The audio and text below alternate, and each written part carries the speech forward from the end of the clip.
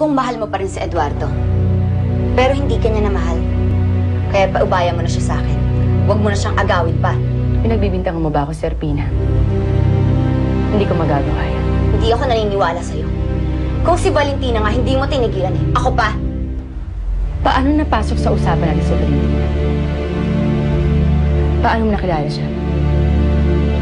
Bakit hindi ka makasagot? Father, hindi ko na kayang matitiis ang lihim na ito, Father. Ang alin? Ang katotohanan, Father, tungkol sa tunay na magulang ng isang malapit sa akin. Kung ganon, ano ang humahadlang sa iyo para gawin ang nararapat? Ang anak ko, Father. Oo. Kilala ko siya. Naikwento siya sa akin ni Eduardo. Bakit naman siya ikukwento sa'yo ni Eduardo? Basta, naikwento lang niya. Sino ka ba talaga, Serpina? Ano bang tinatago mo? Wala kang pakialam kung sino man ako. Matagal ko nang kilala si Madam Ali. Pero wala siyang ipinakikilala sa aking anak na babae. Nasaan ka nun? Bakit ngayon ka lang niya pinakilala? Nasa ibang lugar. Saan nga? Basta. Kilala mo ba si Shiro? Shiro. Ayaw kong mawala sa akin ang anak ko. Kapag sinabi ko ang nararapat, iiwan niya ako. Ang bawat relasyon ay nasusubok sa katotohanan. Manindigan ka sa tama. At hayaan mo ang Diyos ang kumilos para sa inyo ng anak niyo.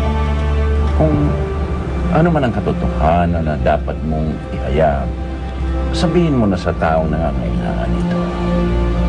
Huwag mo siyang pagkaitan dahil lamang sa pansarili mong kasiyahan. Kung talagang totoo kang anak ni Madam Ali, kilala mo si Shiro. Dahil kapatid mo siya. Tama na. Tigilan mo na ako.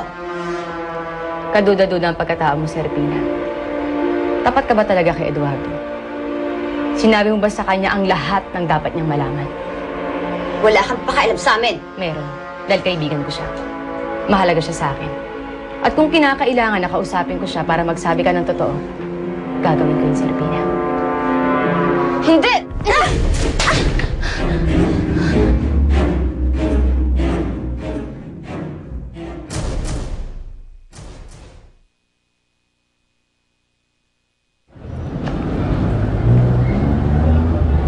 Alicia!